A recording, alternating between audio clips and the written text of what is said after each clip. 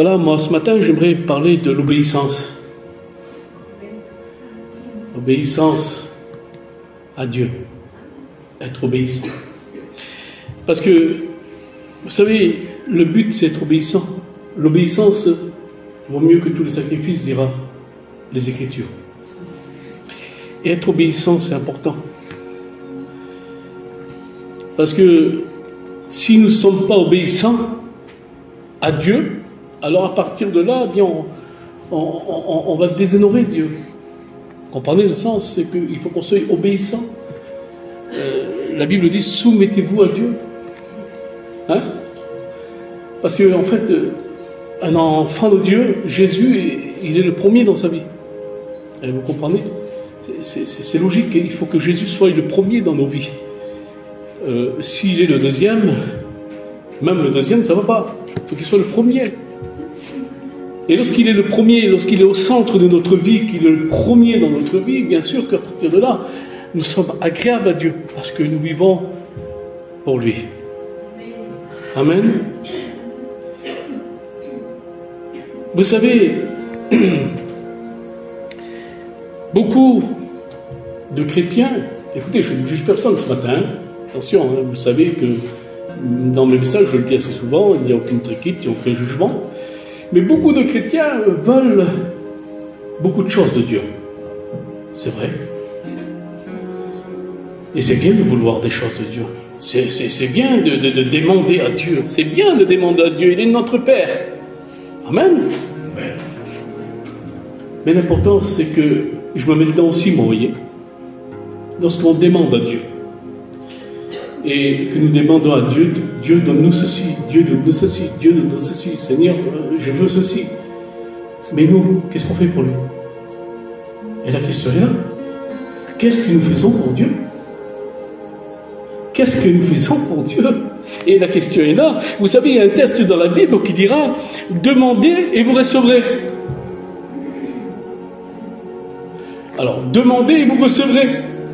Et beaucoup de chrétiens ont fait de ce texte de la Bible, de Jésus, un distributeur. Vous savez ce que c'est un distributeur? Un distributeur, vous mettez une pièce dedans, vous appuyez sur le bouton, et puis il vous sort ce que vous avez envie que vous avez demandé. Alors vous appuyez sur le bouton comme ça, il sort de suite. Beaucoup ont fait de Jésus un distributeur. Demandez, vous recevrez. Alors je demande au Seigneur, moi, mais qu'est-ce que nous faisons pour le Seigneur? Est-ce que nous sommes rentrés totalement dans sa présence? Est-ce que nous faisons sa volonté? Et encore plus de ça, il y a des chrétiens qui ont fait du ciel une banque. Oui, je vous le dis. Le crédit agricole. Alors tu demandes à Dieu, tu demandes à Dieu, tu demandes à Dieu, tu demandes à Dieu. Mais nous demandons à Dieu. Mais l'importance, qu'est-ce que nous devons demander? Parce que l'importance, parce que la Bible dit de demander bien dans vos prières. C'est pas moi qui le dis, c'est la Bible. De demander bien. Si vous demandez mal, ça va pas. Alors qu'est-ce qu'il veut dire à ce sujet-là, le Seigneur? Alors je lis un texte avec vous dans les Écritures, c'est important, qui se trouve dans Jacques au chapitre 4, verset 3. Jacques 4, 3. Alors je vous laisse feuilleter votre Bible.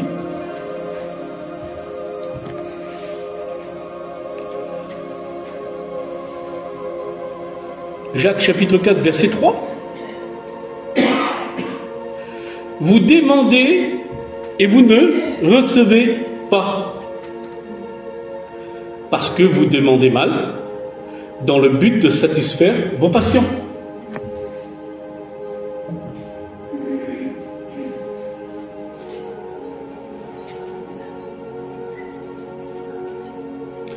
Jacques chapitre 4, verset 3. Vous demandez et vous ne recevez pas, parce que vous demandez mal, dans le but de satisfaire vos passions.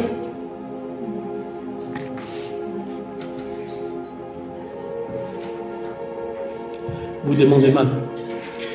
Souvent, on demande chaque fois à Dieu pour nous enterrer, pour satisfaire notre chair. Non, mais c'est le texte, c'est ce qu'il veut dire. Hein. Demandons plutôt des dons spirituels. Demandons des dons spirituels. Demandons à Dieu qu'il nous fasse grandir. Seigneur, fais-nous grandir. Seigneur, je veux faire ta volonté. Seigneur, je veux avancer avec toi. Seigneur, donne-moi à être rempli du Saint-Esprit. Seigneur, donne-moi à être obéissant. Ça, c'est un bon désir. C'est des bonnes prières. Merci Seigneur. Mais si on demande chaque fois pour demander pour les choses de ce monde, c'est ce qui veut dire le test. Vous comprenez le sens? Et parfois, lorsqu'on prie et qu'on demande des choses à Dieu, c'est très long. Ça vous est jamais arrivé, ça? De demander quelque chose au Seigneur et pas l'obtenir?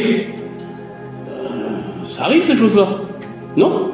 Moi, j'ai demandé au Seigneur, une fois, j'ai demandé au Seigneur quelque chose que je n'ai jamais obtenu. Eh bien alors, c'est pas pour cela que je vais lever la main contre mon Dieu. Si je ne l'ai jamais obtenu, c'est pour quelque chose. Non? Hein? Peut-être que j'ai demandé mal, tiens. Mais c'est ça, en vérité. C'est ça. Parce que l'important, c'est que lorsqu'on demande à Dieu, bien parfois Dieu nous éprouve pour voir si nous sommes vraiment persévérants pour recevoir ce que nous avons demandé. Ah oui, je demande, Seigneur, moi il me faut ci, Seigneur. Bon, il faut là. Oui, mais qu'est-ce que tu fais, toi, pour lui? Est-ce que tu es obéissant? Est-ce que tu es fidèle? Ben oui. C'est important, ça. Hein? Vous savez, nous avons eu ici des personnes, je le dis devant Dieu, dans des prières, donner des ordres à Dieu. Ah oui, j'ai écouté, moi, ici, dans ce lieu, une personne donner des ordres à Dieu. Seigneur, ça suffit maintenant. Ça suffit, stop. Je t'ai demandé ça, je t'ai demandé ça, tu ne me le donnes pas, Seigneur. Alors qu'est-ce que tu fais, Seigneur? Vous imaginez-vous un peu? Vous imaginez-vous donner des ordres à Dieu? Mais quel respect il y a pour Dieu?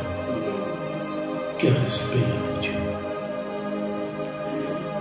Vous savez, lorsque j'ai commencé à suivre Jésus, eh bien vous savez que moi, je le suis pour ce qu'il est, non pas pour ce qu'il fait. Et vous aussi, je sais, mes frères et sœurs, que vous le suivez pour ce qu'il est, non pas pour ce qu'il fait. On ne suit pas Jésus pour enterrer.